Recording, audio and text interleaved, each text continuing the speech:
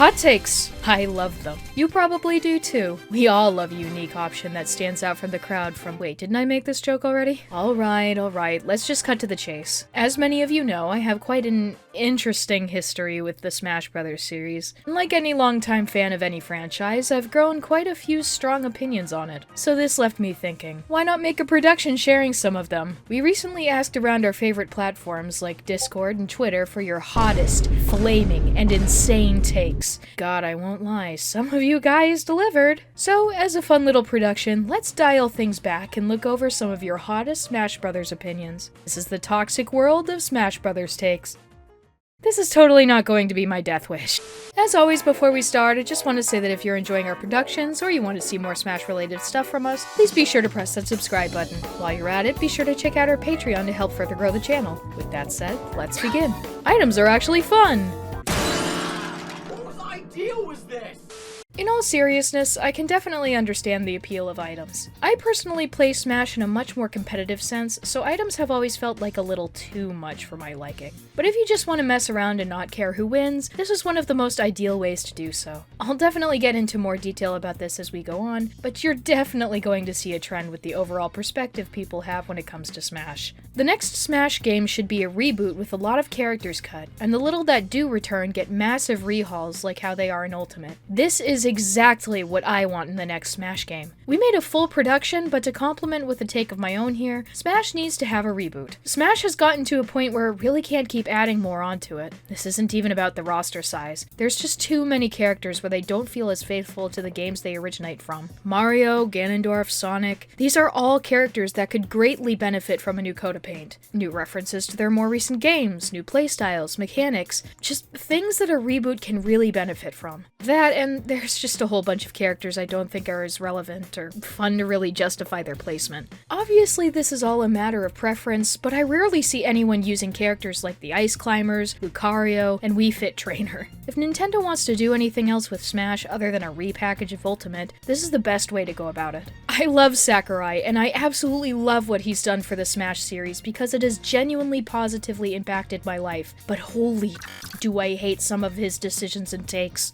Yikes. Now that's something. And I have to say, I kind of agree with this one. The topic of Sakurai's overall influence in the series is a very polarizing one, to say the least. Let me just get this out of the way. I have nothing personal against the man. He is undeniably one of the reasons Smash is as popular and important as it is today. I'm not here to disregard his efforts or accomplishments. However, a lot of certain decisions never sat well with me. For one, we all know the infamous one about how he views cutscenes in games, with him stating on his channel that he sees them as more of a reward rather than something to boost a game's experience. This isn't a bad take in itself, but the fact that it was one of the main reasons Smash 4 never got an actual story mode really does hurt looking back. This doesn't even mention the lack of online features for this game, and both his and Nintendo's involvement with the competitive scene. The way you match up online with opponents is bare bones at least, and an inconsistent mess at worst. There's been countless times from me and other people getting matches that don't align with what they're looking for. These are of course very minor issues in the grand scheme of things. Smash Bros. Ultimate is still a fantastic game, but these are still flaws that we should acknowledge. At the end of the day, I don't hold anything against Sakurai, but if Smash Bros. Were to have a reboot, I wouldn't mind seeing someone else take the lead. Echo Fighters are bad game design and are really just there to pad out the fighter list in my opinion. I kind of have to disagree with this. Not so much because Echo Fighters are bad, rather, they're heavily underutilized. These had their own dedicated section about how they're the perfect solution for characters with similar movesets. On paper, this was a genius idea. Repurposing existing code and movesets for characters with a similar playstyle? That's awesome. And while it can be seen as a way to just pad out the roster, this felt like more as a bonus rather than replacement to original newcomers. The problem here is there weren't all that many characters that ended up being Echo Fighters. Those that would make logical sense, like Shadow or the Octolings, never happened either. I'm sure that during development this was meant to be a much bigger deal than it actually was. But of course, whether it be budget or time constraints, plans just didn't pan out. That only makes me wonder even more then, why make Echo Fighters such a big deal? Hopefully with whatever new Smash game they make use of this concept to a greater scale. I actually liked World of Light. The board environments and themed areas were charming, and it really had a strong sense of progression the way you got all your characters and spirits back. I completely agree. The discussion of Smash Bros. And its single-player campaigns have always fascinated me the most, specifically with World of Light and Subspace Emissary. These two are easily the biggest and most ambitious parts of the series' history. Both try to tell a very grand story by utilizing different elements of the franchises featured in their respective games. There are also super lengthy campaigns, like, oh my gosh, what is this? Both heavily encourage getting all kinds of collectibles too, whether it be trophies in Brawl or spirits in Ultimate. Despite their similarities, both do try very different things at the end of the day. And I hate to be that person, but I like World of Light a little more than Subspace. Look, World of Light may not have as much personality, or it's probably not as, well,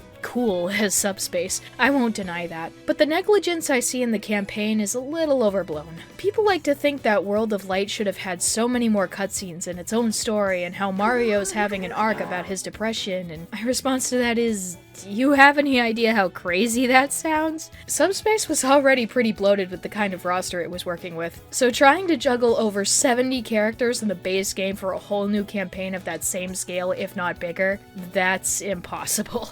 Well, I don't mean it's impossible, but there's no doubt in my mind that it would not be as easy of a task for them to do as you think. Especially since World of Light in general didn't seem to have that big of a priority for the team. Regardless of that, World of Light is still very fun to play. It's hard to explain, but I just like the idea of the more bite-sized battles the spirits have to offer. Also, it's just more fun and faster paced than Subspace, which I really like. Most battles can be easy, but that's kind of the fun of World of Light. It makes it easier to pick up and play and continue wherever you left off. I don't expect anyone to be able to play either of these campaigns in one sitting, considering their extreme length, so I personally feel like this kind of approach just works better in the context of a more portable experience. Subspace obviously has the grander scope by trying to make its characters interact with each other. There's no doubt in my mind that this is the more definitive experience if we're talking for dedicated home console, but I don't know. I still see myself liking World of Light more. I do plan on making a full production breaking down my thoughts on that, so if you'd like to see that in the near future, let me know.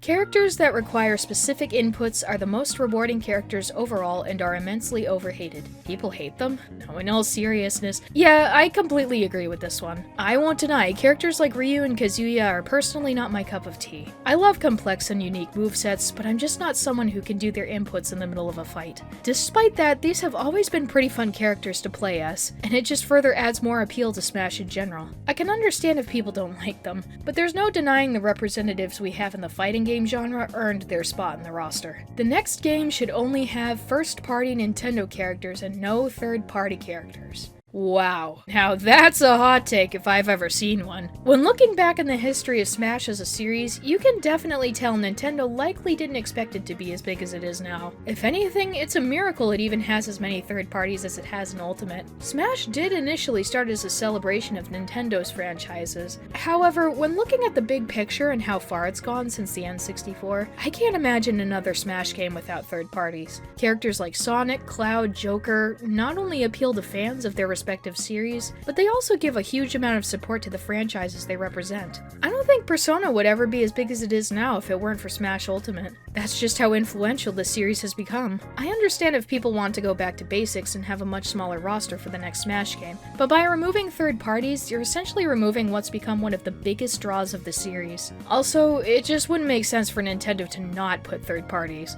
Nintendo gets more characters to promote for their game, the publisher gets a huge amount of promotion from the character's inclusion, everyone's winning at the end of the day. That's honestly the main reason I just have to disagree with this one. Even as someone who loves JRPGs and mains like Ike and Shulk, the game has far too many anime sword fighters. The issue with them is that they only appeal to fans of their games, and they struggle to show Smash fans their charm in only a few voice lines and taunts. You know what? I think you might be into something here. I love anime sword fighters in Smash. I'm not kidding. Contrary to popular belief, I don't think there's too many Fire Emblem characters in Smash. Lucina's my most played character in Ultimate, and I really love using Byleth. That, and I just overall have a soft spot for these guys. They're just really fun to use, and I genuinely feel like the hate for these anime sword fighters has become way out of proportion. However, I do have to say, I can see where this sentiment is coming from. This is just more of an issue that stems from using the main characters in these games rather than using the different units you can actually use in Fire Emblem.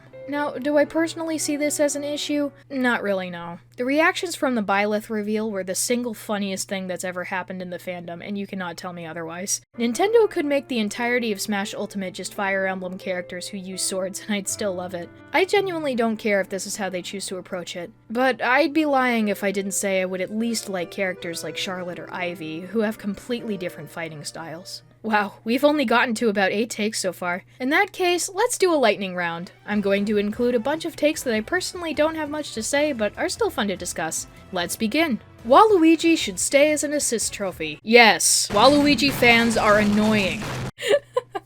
I'm gonna get you killed for this, aren't I? Zelda isn't underrepresented in Smash. I love the series, but realistically there are no more characters that need to be added. I agree. The thing about Zelda as a franchise is that it mainly sticks to its main trio, but uses different timelines and iterations to create what are basically new characters out of them. The best way to properly represent them in Smash is to basically use set iterations as alternate costumes. Actually, I kind of wish we did have more unique costumes for the characters that can have them. I want to see Joker wearing his Dancing in Starlight outfit, dammit! Spirits could have been a good alternative if it had bios like the trophies in previous games. I agree. I personally like Spirits more because it allows developers to add even more characters. It makes sense since these aren't fully 3D modeled after all. I will say it is really confusing how they don't at least have a description about them. I would have loved to know what a lot of the more obscure characters were about, so I really hope they tackle the idea of Spirits with a little more polish in the future. Marth's grab range isn't that special. Are you sure about that? From the 104 stages at launch to only having 4 new stages while the rest were returning stages was a dumb and unnecessary decision. I'm surprised that not enough people are talking about this. I understand that there were already too many stages in the base game with more to come for DLC, so it wasn't as necessary to make that many new ones. But come on, you could have at least given us about 10 or something, right?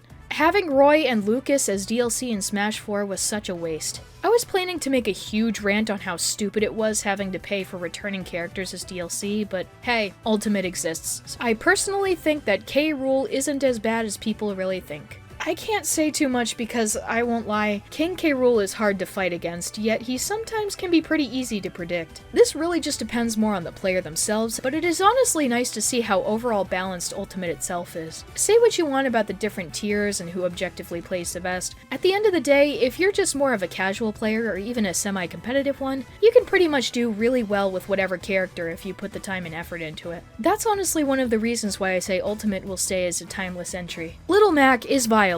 Debatable. And lastly, Smash Brothers is not a viable competitive game.